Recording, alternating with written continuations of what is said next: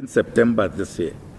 This project will create a good number of jobs both during and post-construction. The Shekinah Lion and Game Lodge has already spent 47 million rands of the 60 million commitment for this hospitality project in the Waterberg region.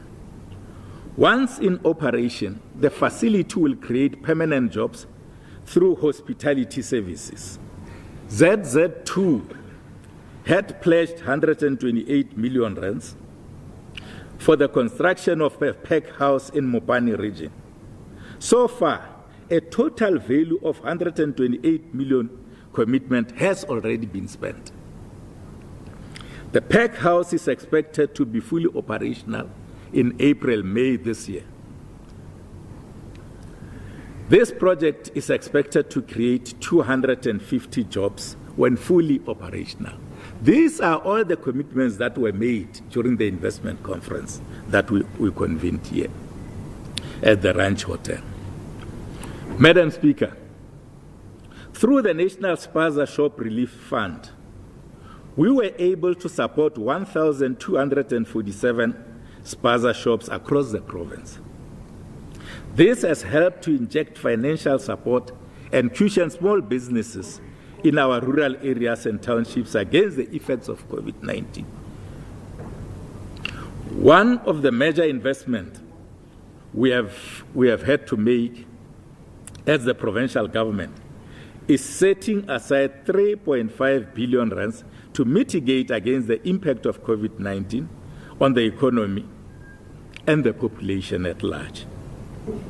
The larger proportion of this funding was allocated to the social cluster, that is health, education, and social development. Madam Speaker, the future of modern economies is premised on accessible and reliable broadband infrastructure. This is about the deployment of high-speed internet access for private homes, businesses, commercial establishments, and public institutions such as schools and health facilities. It is against this background that we have been working on the deployment of broadband network infrastructure across the province. On the other hand, our national government has recently approved the rollout of the second phase of the South Africa Connect project. The approved second phase will be rolled out using state-owned entities, that is SETA, Broadband Infraco, Centec, and the industry. This project forms part of government's commitment to bridge the digital divide, especially in rural communities, and advance the digital economy. The participation of the private sector will also address the transformation of the sector by involving all relevant role players in the economic network sector. As a province, through the Limpopo connection, we have completed phase 1 of the broadband project, including the development of investment models and strategies for project bankability and sustainability. The investment partner will be on board during the financial year 2022 and 2022-2023. The partner will assist Limpopo Connection in expanding the network footprint across all corners of our province. The total project investment is estimated at an amount of 1.7 billion rands. Madam Speaker, as a province, we recognize that the information and knowledge supported through state-of-the-art information and communication technology is critical to support service delivery and the achievement of developmental goals. Our approved 5-year Limpopo e-government strategy implementation plan lays a solid foundation for digital transformation in the provincial administration to enhance technical capacity. Our objective is to build a capable and ethical developmental state with the requisite capacity to serve the people diligently. This will help improve the delivery of government services to the people, among other projects. The process to digitize files and records throughout the provincial administration has already been started. It has already been rolled out. For instance, we have started in healthcare e-learning in education and e-licensing service in transport. Another key success is the migration from the analog to digital television broadcasting signal. Limpopo is now one of the provinces in which the switch from analog to digital broadcasting signal has been completed. The transition will not only make available access to multiple television channels at high audio-video quality, but will also create new job opportunities.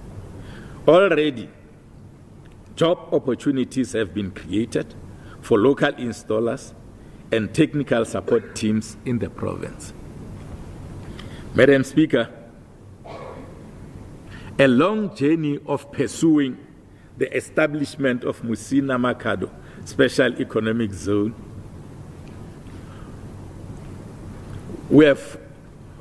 After a long journey of pursuing the establishment of the Musina Makhado Special Economic Zone, we are proud to announce that finally the project will be officially launched this year. I think it's now time to drink water.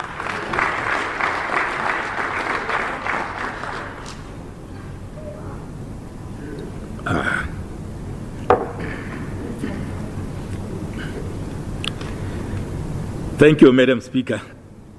This follows the granting of the environmental authorization by the relevant authorities. This milestone will unlock the unlimited opportunities for the provincial economy. We have already set aside 600 million rands towards infrastructure rollout in the north side of the project of Musina Town. I think my friend KC Kaunda will be very happy to hear this. The manufacturing, agro-processing, and logistic hubs of the project are finally taking off the ground. We are well on track in turning the Musina Makhado corridor into a melting pot of industrial activity. In keeping with the global policy shift on energy generation and our commitment to sustainable development, our SEZ has embraced the net zero carbon emission goal to introducing green solar power. In December 2021, the Musina Makhado SEZ secured an investment commitment for the first phase of the energy generation project to install a multi-billion 1,000 megawatt solar power plant to support the metallurgical complex. In the same vein, we have made significant progress towards securing water resource for the SEZ. This includes engagement with Zimbabwe and other SADC member states. We are also excited about the partnership with the Vembe TVET College to build its Musina satellite campus inside the SEZ. The partnership will contribute significantly to empower the youth in technical and vocational training. We really need to retool our young people, honorable members. That is very critical, and prepare them for the needs of our economy. Progress toward the designation of Lebowakgomo towards SEZ is at an advanced stage. The completion of this designation will go a long way in contributing to our employment creation imperative. Already, 21 companies with a potential to invest 45 billion rands and create over 8,000 jobs have shown interest in the Fetakgomo towards SEZ. The first phase of the Fetakgomo towards SEZ, covering 316 hectares, will integrate the expansion of an already existing industrial hub, focusing on building a mining input supply precinct. In an effort to strengthen our investment in the provincial industrial parks, we are working together with the Department of Trade, Industry and Competition to industrialize our provincial economy. I am therefore proud to announce that both Seshego and Nkuangu will host our Digital Hubs program. This is designed to bolster digital training and create jobs within the broader National Infrastructure Development Program. The project will help to equip young people with skills and knowledge to prepare them for the fourth industrial revolution. The hubs will serve as training centers for community members, provide access to information and communication technology facilities, and enable incubation mainly for young entrepreneurs operating in the ICT sector. Central to the objectives of Digital Hub Initiative is to provide the youth and the unemployed access to information and communication technology. The business plan for Seshego Digital Hub has been finalized, and Limpopo Connection has been appointed as the operator of the hub. Modeling and layout plans has been finalized.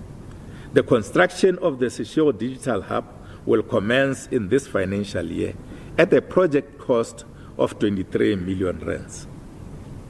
Madam Speaker, during the recent State of the Nation address, President Matamela Cyril Ramaphosa emphasized that the digital economy will increasingly become a driver of growth and creator of employment. In that context, as Limpopo, we have completed the rollout of the requisite infrastructure, comprising a data center, network operating control center, and a contact center. A total of 52 sites have been connected to the network using both fiber and satellite technologies. The establishment of the Limpopo Science and Technology Park, which is a visionary and catalytic project to transform our provincial economy, is well underway. Once completed, it will be a major driver of the province's competitiveness. Madam Speaker, through the Limpopo Economic Development Agency, LEADER, we managed to provide incubation support to over 100 SMMEs with over 60% youth-owned enterprises. In the process, we were able to create 279 employment opportunities, benefiting youth, women, and people living with disabilities. In addition, we were able to provide similar developmental support to 100 cooperatives. 32 of these cooperatives are youth-owned. This tailored support of cooperatives assisted to sustain around 690 employment opportunities. Don't forget that last year we spoke about the Youth Master Plan. Now we are adding meat, we are adding flesh to that Youth Master Plan. We are operationalizing it. We are proud to announce that we have assisted around 77 youth-owned enterprises to access development finance. Development finance is a necessary startup assistant that most emerging businesses need. Mining is one of the strategic economic competitive edge of our province. It is in this context that through a partnership between Corridor Mining Resources and Sefateng Chrome Mine, the mine is now expanding and going underground. Once fully operational, this mining project will contribute to the economic development and empowerment of the surrounding communities and the province at large.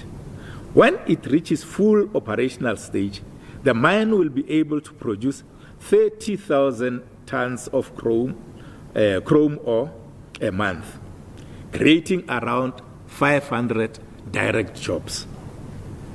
Through Corridor Mining Resources, we are also in the process of finalizing the second phase of public participation that will help towards finalization of the application of the mining rights of Tshepong Chrome Mine.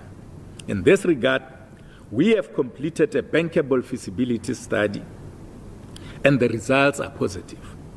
This means that there is enough chrome ore that can be mined for a period of at least 6 to 7 years through the underground mine system.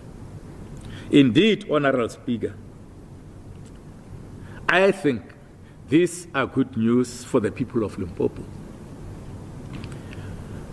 Madam Speaker,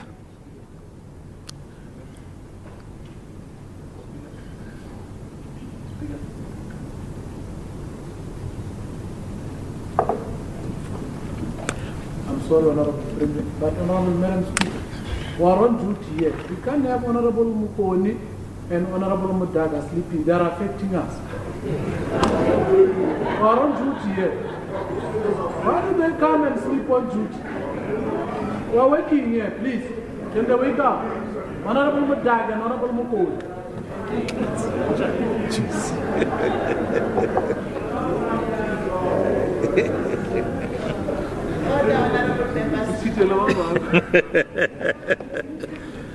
Yeah.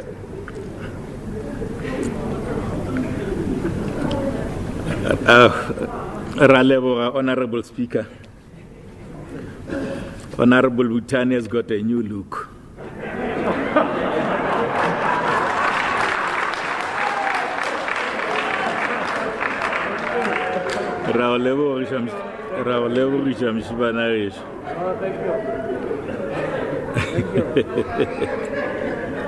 Honorable Speaker, during our recently convened Mining and Energy Conference, a resolution was adopted that all the mines that were placed under care and maintenance in our province should be reopened for production. Following the conference in December 2021, the joint venture partners in Bokoni Platinum Mine, Atlatsa Resources, and Anglo-American Platinum announced that they have entered into sales agreement with African Rainbow Minerals.